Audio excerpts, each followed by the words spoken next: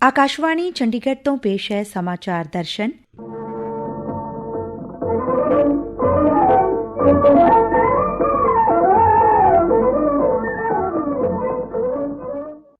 ਅੱਜ ਦੇ ਅੰਕ ਵਿੱਚ ਸ਼ਾਮਲ ਹੈ ਕੋਵਿਡ-19 ਤੋਂ ਬਚਾਅ ਲਈ ਕੋਵਿਡ ਉਚਿਤ ਵਿਵਹਾਰ ਦੀ ਪਾਲਣਾ ਅਤੇ ਕੋਵਿਡ ਟੀਕਾਕਰਨ ਦੀਆਂ ਤਿਆਰੀਆਂ। ਕੇਂਦਰ ਸਰਕਾਰ ਵੱਲੋਂ ਕਿਸਾਨਾਂ ਨੂੰ ਗੰਨੇ ਤੇ 3500 ਕਰੋੜ ਰੁਪਏ ਦੀ ਸਬਸਿਡੀ ਦੇਣ ਦੇ ਐਲਾਨ ਤੇ ਪ੍ਰਤੀਕਿਰਿਆ ਤੇ ਡਾਕ ਪੇ ਐਪ ਬਾਰੇ ਜਾਣਕਾਰੀ।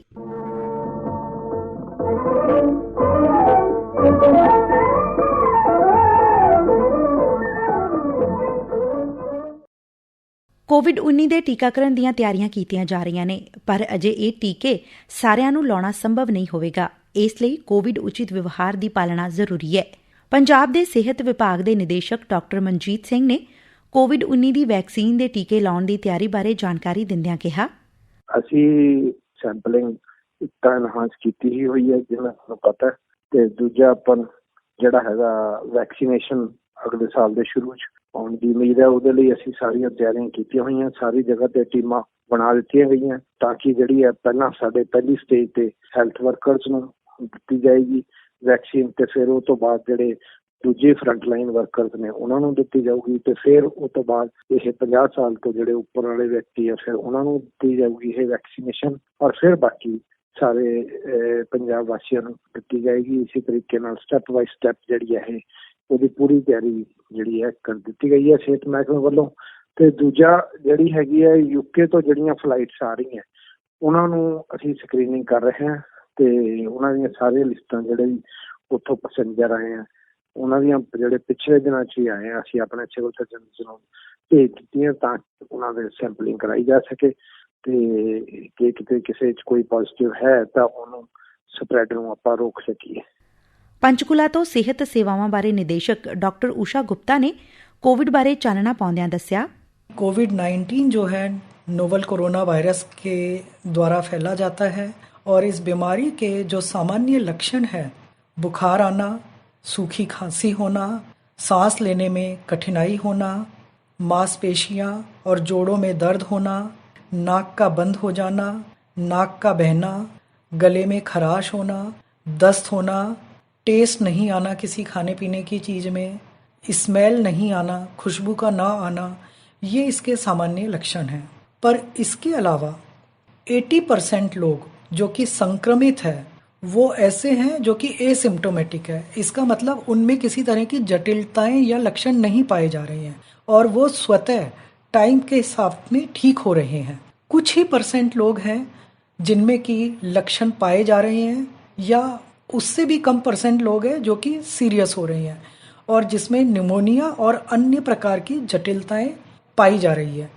मैं बताना चाहूँगी कि ये बीमारी कैसे फैलती है। अगर कोई संक्रमित व्यक्ति खांसता है या छींकता है तो खांसते या छींकते वक्त उसके मुंह से या नाक से कुछ बूंदें निकलती है जिसमें कि ये वायरस होता है।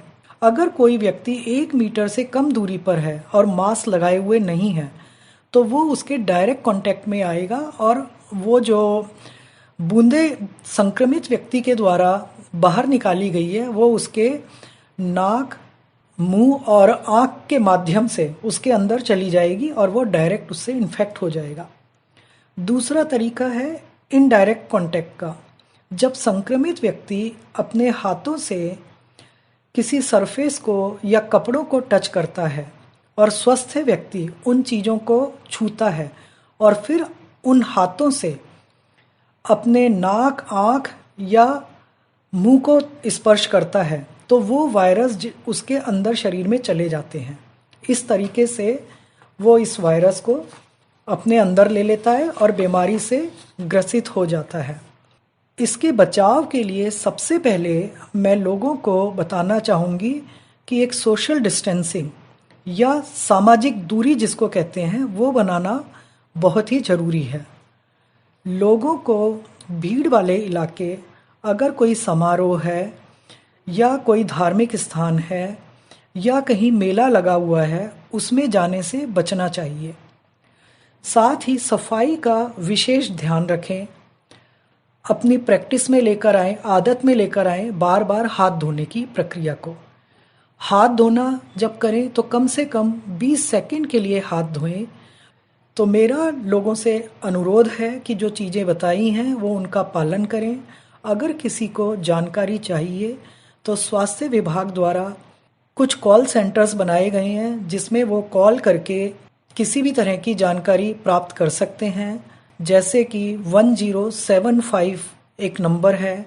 इसके अलावा 0112397846 ये सभी कॉल सेंटर्स हैं या हेल्पलाइन है जिस पे नंबर डायल करके अगर किसी को किसी भी तरह की जानकारी चाहिए वो इन नंबरों पे डायल करके जानकारी को ले सकता है। ਫਰੀਦਾਬਾਦ ਤੋਂ ਉਦਮੀ ਸ਼੍ਰੀਮਤੀ ਅਲੀਸ਼ਾ ਧੰਜਲ ਨੇ ਕੋਵਿਡ ਸੰਬੰਧੀ ਦਿਸ਼ਾ ਨਿਰਦੇਸ਼ਾਂ ਦੀ ਪਾਲਣਾ ਦੀ ਅਪੀਲ ਕਰਦਿਆਂ ਕਿਹਾ, मैं अलीशा धंजल आप सबसे ये गुजारिश करना चाहती हूँ कि कोविड का खतरा अभी टला नहीं है, सो प्लीज गवर्नमेंट की गाइडलाइंस फॉलो करें, मास्क पहने, सैनिटाइजर का यूज करें और सोशल डिस्टेंसिंग मेंटेन करें। And I am sure that together we can and we will overcome this pandemic. ਕੇਂਦਰ ਸਰਕਾਰ ਵੱਲੋਂ ਗੰਨਾ ਉਤਪਾਦਕ ਕਿਸਾਨਾਂ ਨੂੰ 3,500 ਕਰੋੜ ਰੁਪਏ ਦੇਣ ਦਾ ਐਲਾਨ ਕੀਤਾ ਗਿਆ ਹੈ।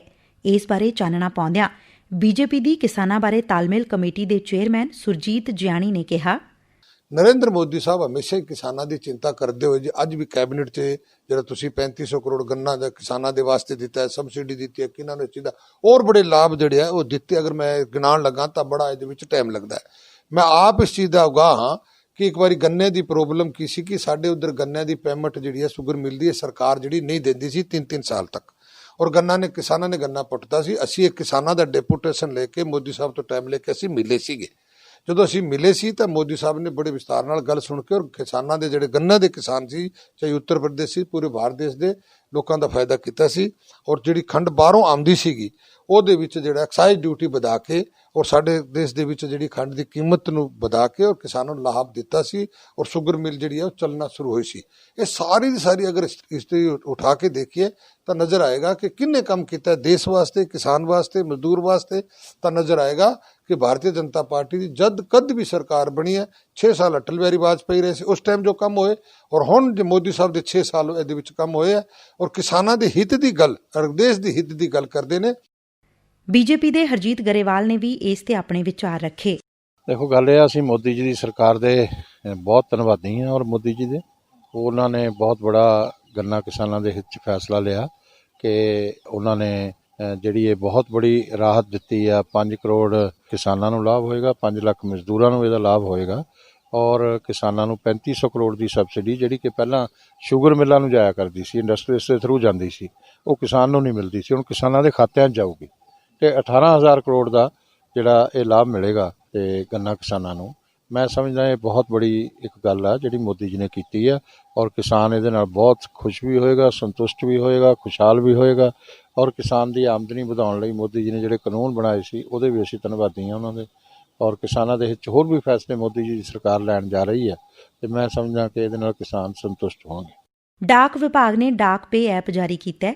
ਇਸ ਬਾਰੇ ਚਾਨਣਾ ਪਾਉਂਦਿਆਂ ਭਿਵਾਨੀ ਮੰਡਲ ਦੇ ਸੁਪਰਡੈਂਟ ਹਰੀਸ਼ ਕੁਮਾਰ ਨੇ ਦੱਸਿਆ, भारतीय डाक विभाग ने 22/12/2020 को डाक पे ऐप लॉन्च की है। इसके द्वारा ग्राहक घर बैठे बैंकिंग सेवाओं का लाभ ले पाएंगे।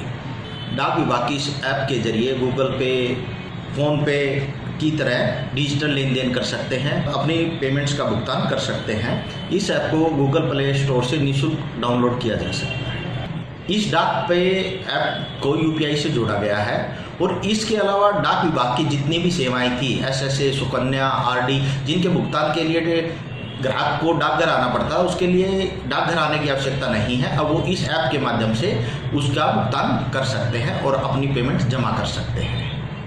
ਇਸ ਦੇ ਨਾਲ ਹੀ ਸਮਾਚਾਰ ਦਰਸ਼ਨ ਦਾ ਇਹ ਅੰਕ ਖਤਮ ਹੁੰਦਾ ਹੈ। ਪੇਸ਼ਕਸ਼ ਅਸ਼ਵਨੀ ਕੁਮਾਰ ਸ਼ਰਮਾ, ਵਾਚਿਕਾ ਚੰਚਲ ਸ਼ਰਮਾ, ਪੇਸ਼ਕਾਰੀ ਸਹਾਇਕ ਮੁਨੀਸ਼ ਤਿਮਾਨ।